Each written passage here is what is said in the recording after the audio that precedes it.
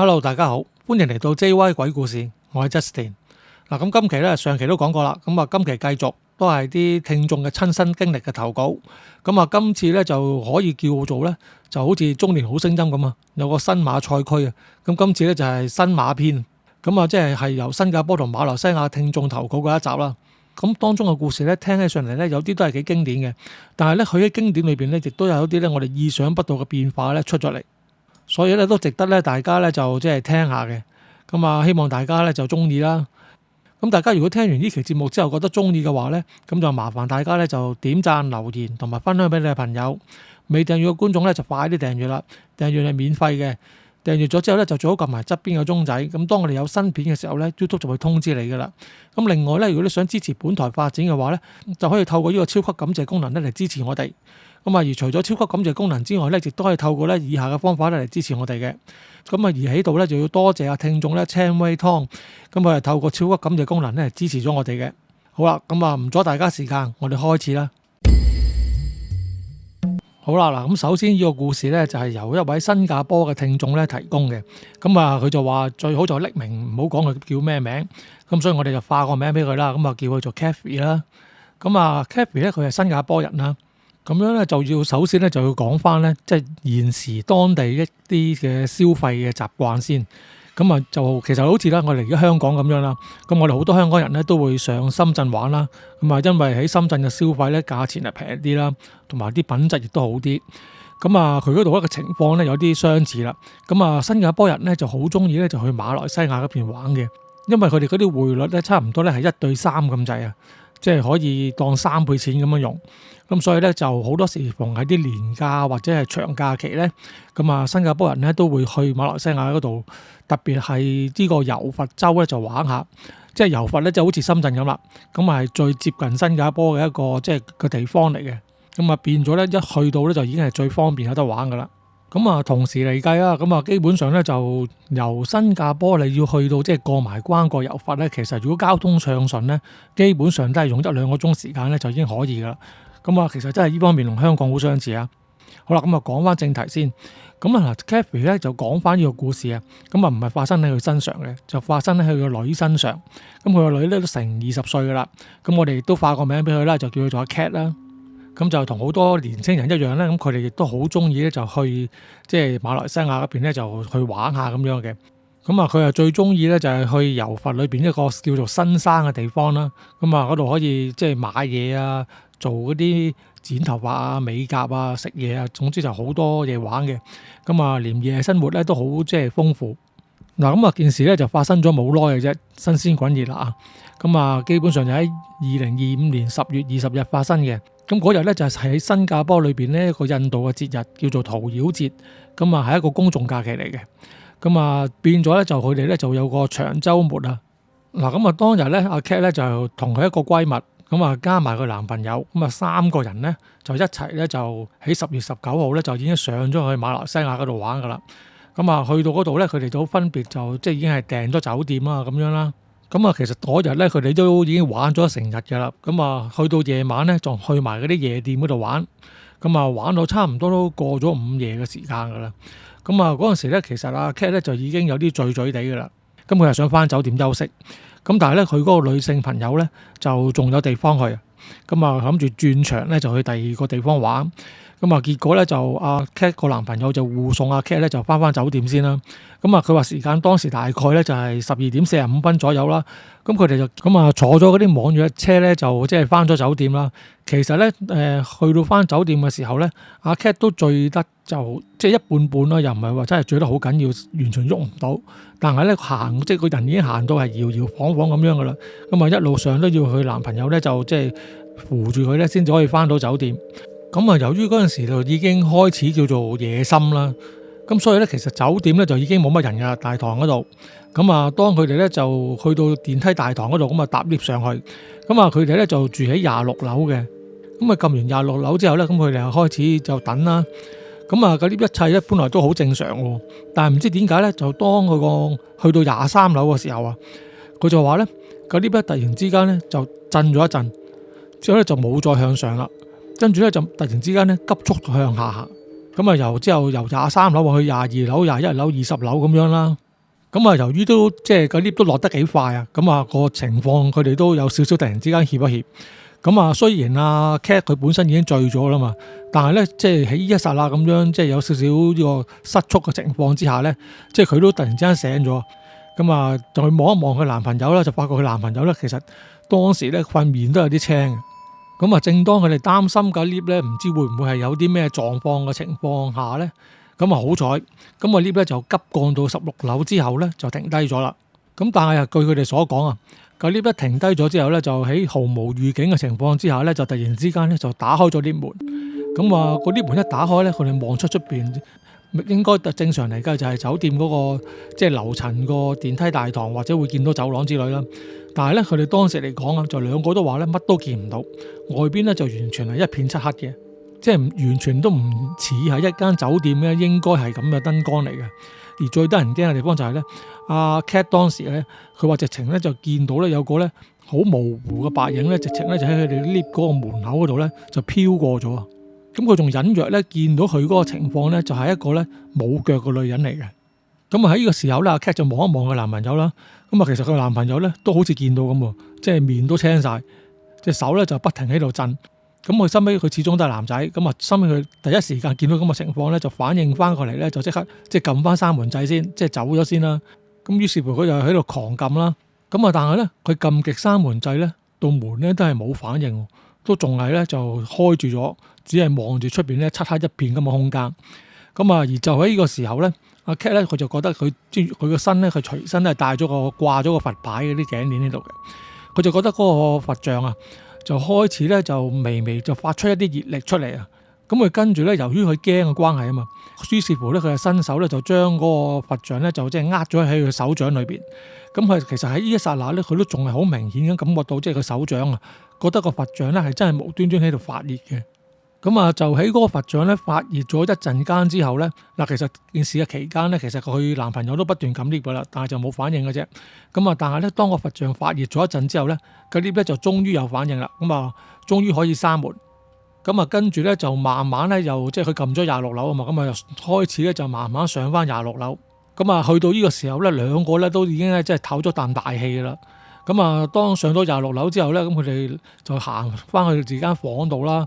咁佢男朋友咧就其實當時有啲驚啊，即係行嗰時，即係兩個都急急腳咁樣噶。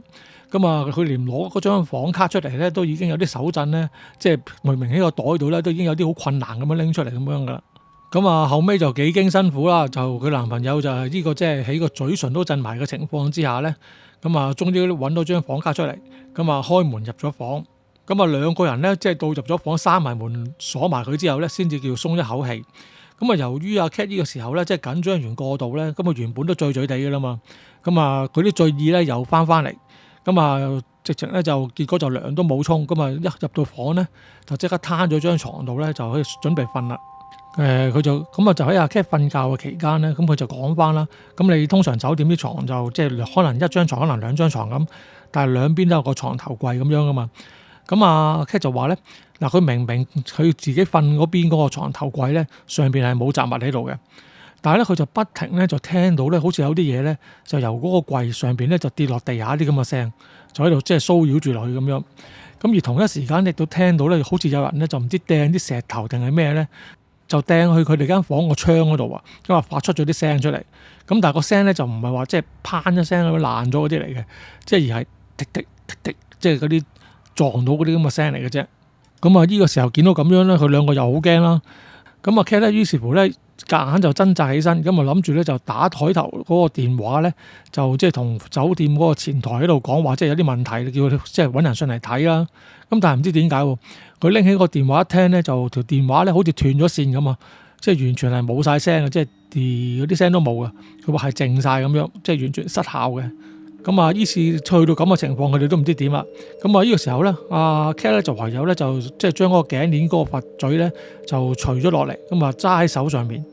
咁啊，佢男朋友咧就瞓咗喺身邊，但係咧成身咧都喺度震，都唔知點樣算好。咁啊，呢個時候咧，阿 Cat 就諗翻起啊，即係阿 Kathy 佢阿媽咧就教過佢咧，如果你逢係去酒店即係入房之前咧，最好就即係同佢敲下門先啦，之後就講下話即係打擾啦，我哋都係住幾日㗎咋，咁啊有怪莫怪啊咁樣啦。咁啊，但係咧佢頭先當時佢男朋友即係咁驚嘅情況之下入去，梗係冇講到啦。咁所以而家咧佢哋兩個就開始驚。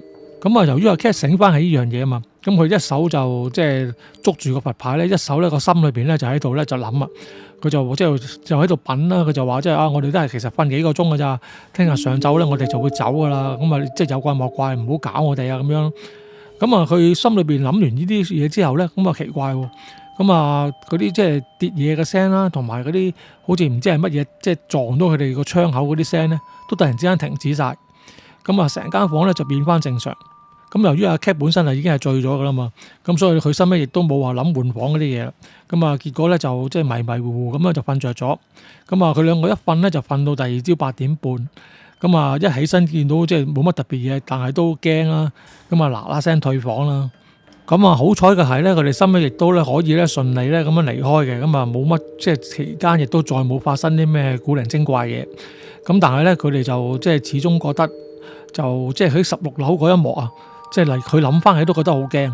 即係你正常一間酒店點會有個樓層咧係黑蚊蚊咁樣，之後仲要俾佢見到個話好似冇腳咁嘅女人嘅白影飄過。咁啊，基本上都即係足夠驚嚇死人啦。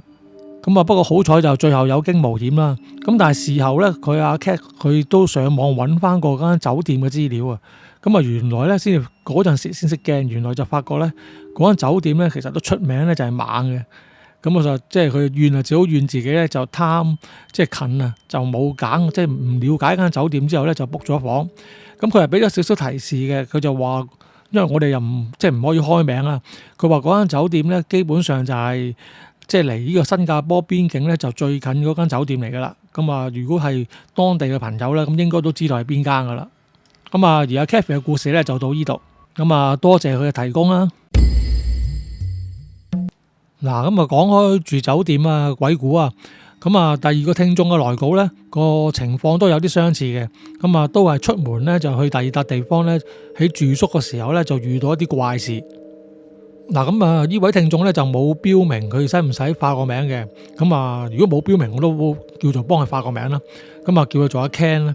咁阿 Ken 咧佢本身咧就係個 sales 嚟嘅。咁佢就話咧佢常年咧其實都要不停咁去出差噶啦。咁啊，佢都係負責咧，就主要嘅地方咧，即係東海岸嗰邊。咁啊，即係我唔知佢係新加坡人定係馬來西亞人啦。我諗佢可能係新加坡人啦。咁佢就話説咧，喺大概4年前度，咁啊，佢嗰次咧就唔係去東海岸啊，應該。咁佢就話佢要出差咧，就去吉蘭丹。咁啊，其實去到吉蘭丹個時候咧，就已經差唔多咧係即係夜晚7點鐘噶啦。咁啊，其實阿 Ken 咧就唔係第一次去嗰度嘅。咁啊，佢有啲住開嘅酒店嘅。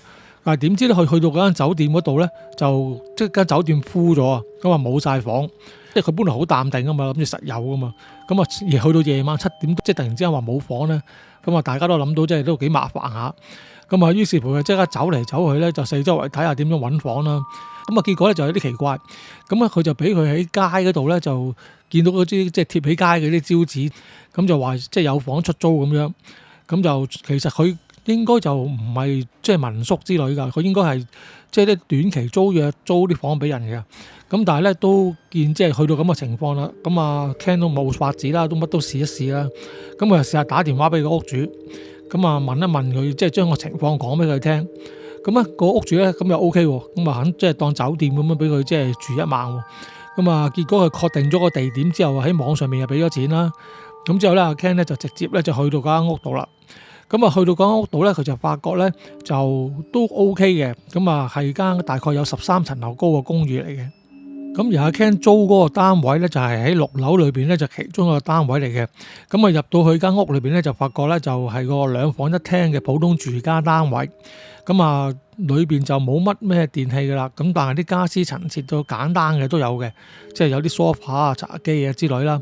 咁啊，佢就已經即係叫咗佢噶啦。咁佢即係瞓其中，求其揾一間房就攞嚟瞓啦。咁啊，於是乎咧，佢就去到已經其實幾攰下啦。咁啊，沖咗個涼咧，就即刻就落咗街度揾啲嘢食。咁啊，食完嘢再上翻嚟嘅時候咧，都已經係差唔多夜晚10點幾噶啦。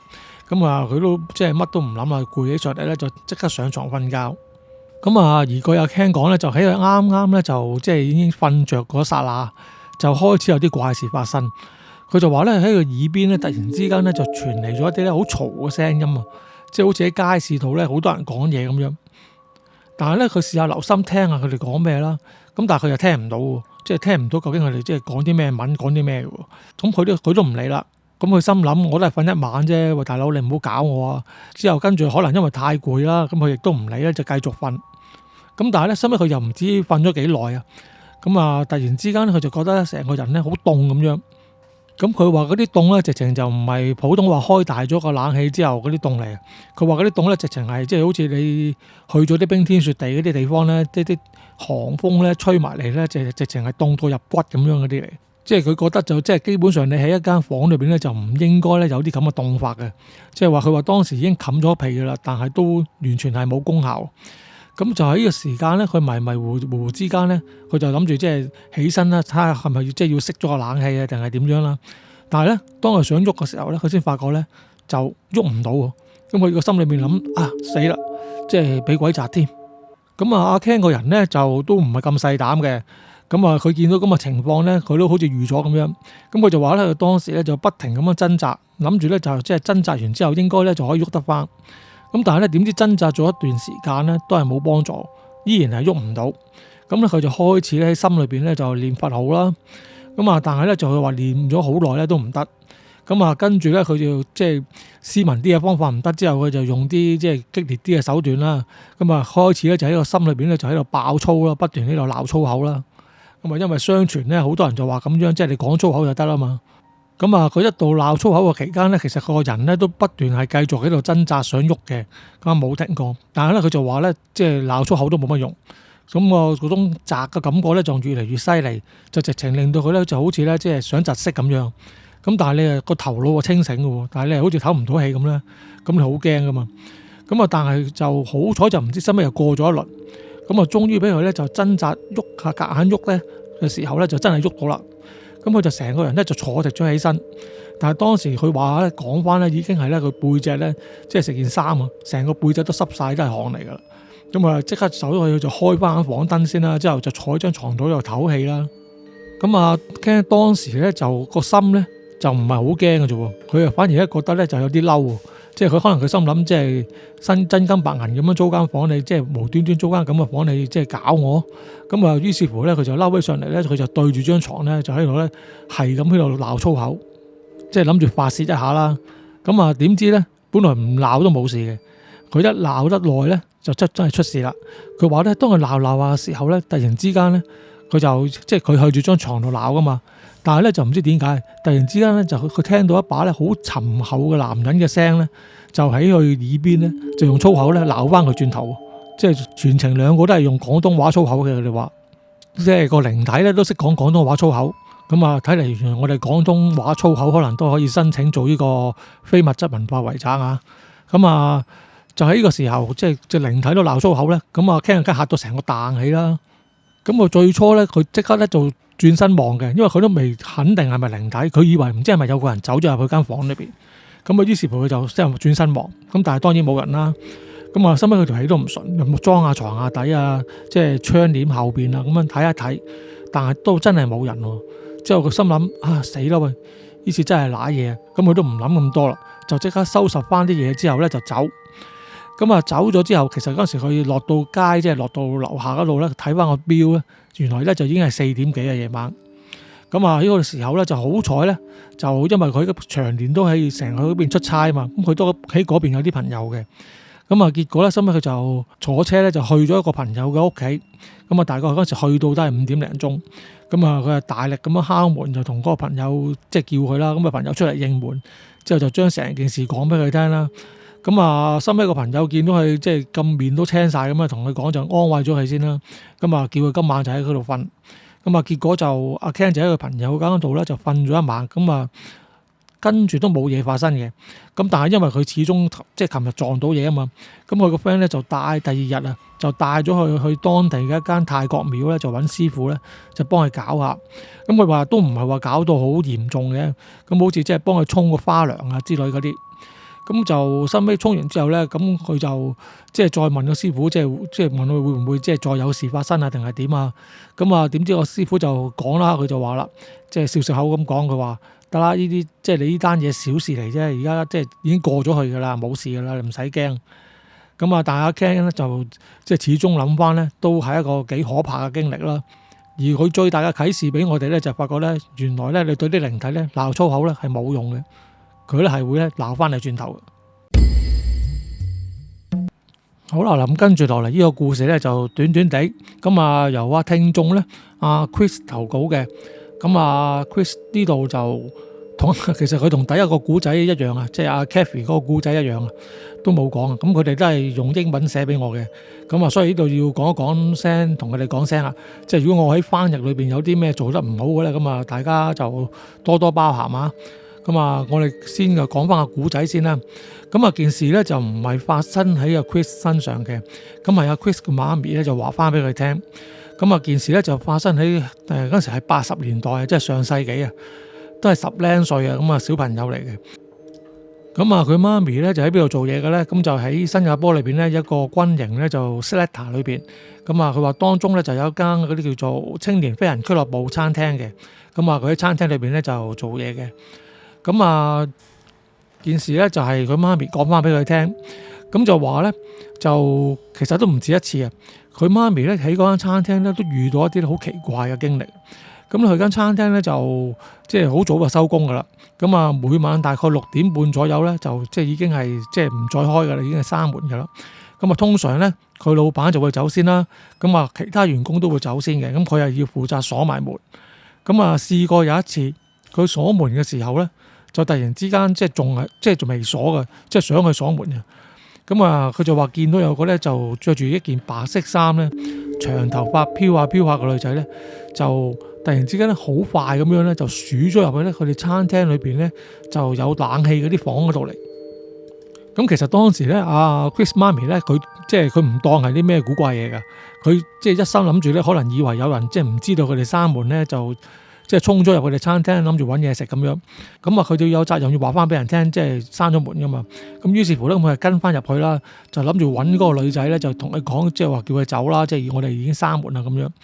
咁但係咧就唔知點解，當佢入到去之後咧，佢就揾嚟揾去咧都揾唔到嗰個女仔，即係佢不停係行過晒四周圍嗰啲即係用餐區啊、廚房啊、廁所都揾過，但係都冇。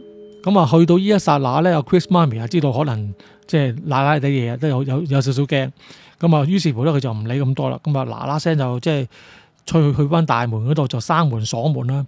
咁佢就話喺佢鎖門嗰陣時咧，我諗佢應該係透過啲玻璃窗之後，同埋嗰度個即係設計格局係可以望到啦。佢就話佢鎖門嘅時候就見翻嗰個白衫女人啊。佢話嗰個白衫女人咧好快咁樣咧，就由佢間餐廳咧就走咗去咧佢間餐廳後邊，即係可能佢餐廳後邊有個小花園嘅。咁所以佢就話見到個女人咧，就由佢餐廳走咗去後邊嗰個小花園裏邊，就去咗一棵咧芒果樹嗰度。咁之後咧就去到個芒果樹嗰度之後咧就消失咗，唔見咗啦。咁啊，但係個有 Chris 講翻咧，其實佢媽咪都幾大膽喎。佢話佢見到咁啊，即係第一次見到呢咁嘅情況之後咧，佢係試過收尾咧，即係去即係查明個究竟啊。佢話即係真係走翻去入翻餐廳裏邊咧，就再去後邊個後花園咧，就揾下睇下會唔會真係見到有個女人喺度。咁但係咧，即係當然又係見唔到啦。咁啊，當時咁啊更加肯定，原來自己都冇搞錯啦，呢次都真係中招。咁啊，於是嗱嗱聲走啦。咁啊，但係都好彩，即係其實都可能路過大家咁樣嘅啫。咁啊冇嘢嘅，佢媽咪唔會話即係撞到之後有啲咩奇怪事發生，亦都冇話有啲唔舒服之類都冇嘅。咁但係咧，佢就話呢個情況咧，就即係收工遇到佢呢個即係白衫女人呢樣嘢。佢話佢都唔止一次。佢話咧就其實喺佢做嘢嘅期間咧都發生過咧好幾次。咁啊慢慢咧佢亦都習以為常。咁啊但係收尾咧就話說有一日，咁佢嗰度咧就有個做清潔嘅工人嘅，咁啊叫卡斯。咁啊有一日，咁啊卡斯咧就同佢媽咪咧同佢老闆講啦，就話即係自己突然之間好似唔係幾舒服啊，想早啲翻屋企休息下先。咁啊咁佢老闆嗰啲梗係冇所謂啦，咁你員工有啲唔舒服咁咪俾佢走咯。咁啊佢結果咧佢就翻咗屋企。咁啊到第二日，咁啊卡斯咧就即係佢都有翻工嘅。咁但係咧就去到，但係成個人都冇嚟精神嘅啦，即係好似都仲係未病好咁樣。咁啊但係佢都照做嘢嘅。咁期間佢亦都冇講話發生咗咩事。咁啊去到收尾咧，佢哋即係可能2-3點落場嗰陣時候啊，咁啊之後咧佢就同阿 Chris 媽咪講，佢話咧琴晚啊就唔知點解啊，佢又發夢咧就話有棵咧即係後院嗰棵老芒果樹咧，就同佢講啊，佢話咧你做乜要搣我？你做乜掹我啲頭髮咁樣？咁啊，即係話卡斯佢話喂，即係好咁無厘頭啲夢都有嘅，即係棵樹無端端同我講咁啲咁嘅嘢，又有頭髮又有繩。咁之後佢媽咪咧嗰陣時係諗起啊，即係諗起即係嗰個白衫女人一件事。咁其實咧，可能嗰個白衫女人咧就係樹精嚟嘅。咁啊，芭蕉精我哋係聽過啊。咁原來芒果樹咧都有芒果樹精嘅。咁後尾咧，即係佢媽咪就即刻諗翻起。咁啊，試過之前咧，佢哋又係落場嗰啲時間咧，咁啊有陣時佢哋同卡斯咪會即係大家都冇嘢做咁啊，坐喺棵芒果樹裏邊就即係傾下偈啊，即係消磨下時間咁樣啦。咁佢就話：佢話當日咧，阿卡斯呢份日咧就即係衰多手啊！佢一度傾嘅時候咧，咁棵樹咗咧就即係垂咗少少蔓藤嗰啲咁嘅落嚟嘅。佢就一度咧喺度掹嗰啲蔓藤，喺度搣走佢、搣斷佢咁樣咧，就喺度同阿 Chris 媽咪傾偈，即係喺度傾偈，一度喺度搣。咁啊，Chris 媽咪諗，咁啊可能係咁樣咧，阿卡斯咧就傷咗嗰個芒果精啊。咁啊，即係你沖犯到佢啦，咁啊，即係你唔啱在先喎咁樣。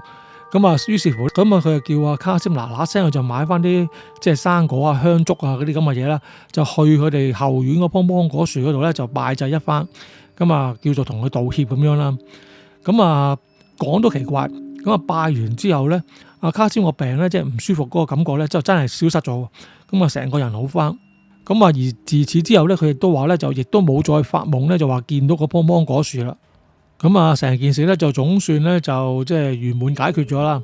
咁啊，但係都話咗俾我哋聽咧，就即係可能真係呢個世界有時萬物有靈啊！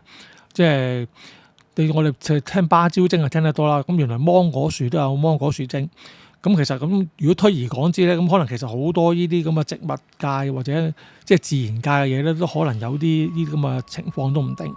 咁啊，所以如果大家即係行山啊或者成嘅時候咧，咁啊唔好多手啊，就去隨便啊就傷害或者破壞嗰啲咁嘅即係植物啊之類嘅嘢。咁啊，始終我哋大家咧都係大自然嘅一部分。咁啊，大家就互相尊重啦。咁啊，盡量就唔好去做啲傷害人哋嘅嘢。咁啊，免得惹上一啲咧就不必要嘅麻煩啦。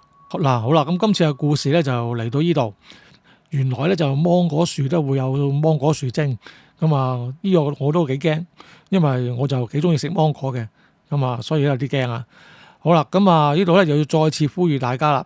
咁啊，如果大家有啲咩親身嘅靈異經歷啦，或者係一啲聽翻嚟嘅靈異經歷都好，如果想同其他聽眾分享嘅話咧，就可以咧就投稿俾我嘅。投稿嘅方法咧非常簡單，你用文字啦，或者係電話錄音啦都可以嘅。咁你只要咧電郵去呢個電郵地址咧就得㗎啦。好啦，咁啊，今次嘅節目咧就係咁多，我哋下次再傾過啦，拜拜。